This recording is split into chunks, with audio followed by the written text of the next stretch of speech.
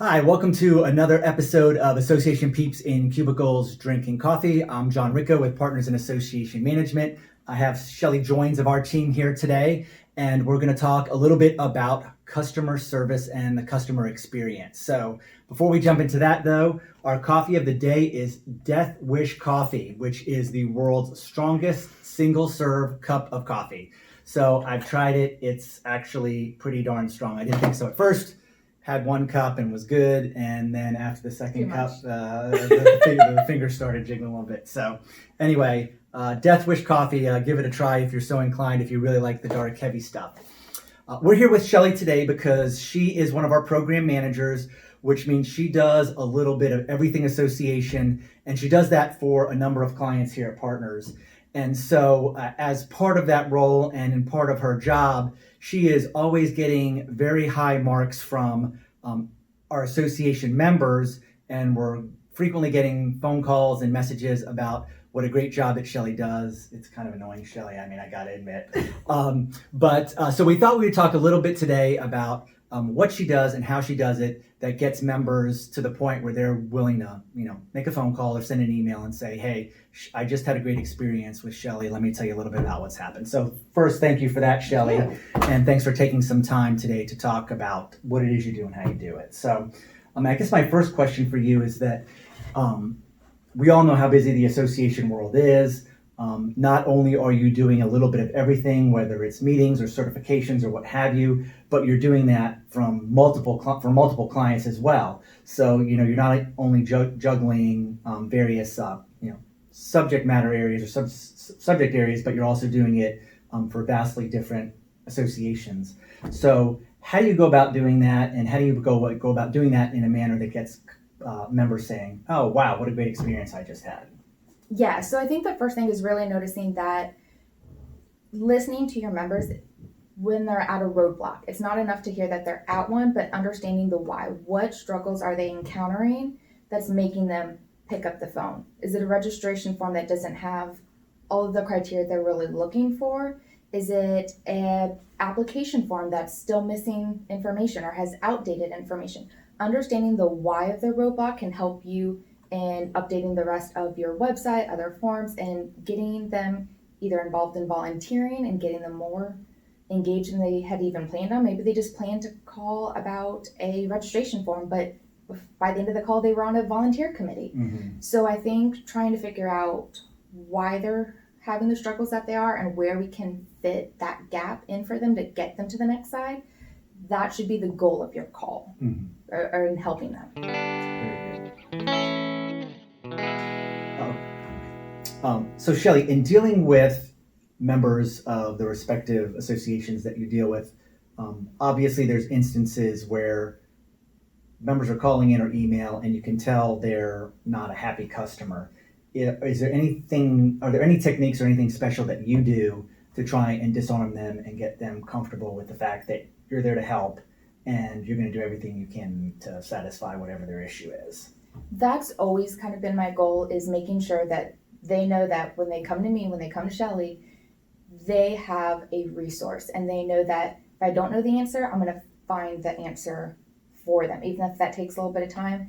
I've built enough trust with them. So I think that trust comes from genuinely listening to them when they call and say, I'm having problems with blank, or I don't like this grade I got on my certification exam. Explain it to me. I think taking the time to really listen to them before just sputtering off policies or approval ratings and grades, listen to them and see the frustrations, let them feel heard, Mm-hmm. and then go into your research and resource management to share with them and educate them, taking time as needed. It seems the more you can offer those resources and those opportunities, the more open they are about what position you're in to help them. Mm-hmm. Well, that's interesting because you say taking time as needed, and you used to be in a space in the office where you were relatively close to me. And I did notice that you spent a lot of time on the phone with members, and I think that's a testament to what you just said about making sure you pause, you listen, you understand, and then explain to them the facts surrounding the situation. Yeah, it's very easy for me to get caught up on a call for 20, 30 minutes, but I also feel like it's an opportunity that the more work you put in on the front end, the less work on the back end. And I think it's a way to not only answer their questions, but that positive experience is going to encourage them to encourage their colleagues, friends, and families to sign up for an exam, get registered for the next event, support the industry. So your good interaction begets other good ones. So it kind of has a positive snowball effect to it. So what you're saying is it takes time, but that time's an investment. Absolutely. Well, Shelly, we just talked about investments and how you see that the time that you invest in a phone call or interaction with the member is an investment for the future. And I just, from a personal standpoint, I wanted to ask you, what drives you to do that? In other words, I mean, you could have the objective of just getting them on the phone, getting them what they need, getting on and off quickly, but it seems you have a personal investment, if you will, in doing that. And so what drives you? What is it that causes you to want to be that resource for the members? Because I want that resource when I call my certifying boards or other volunteer groups I'm involved with in the community. I want someone to hold my hand and anticipate the questions and answers I may have that maybe I haven't even formulated and got to yet. They may have already seen the process I'm going through and say, oh yeah, by the way, you probably should think about this before that. I always find that so refreshing when someone can help me before I know that what my next step might need to be. So being that to somebody else is probably one of the biggest driving forces. Very good.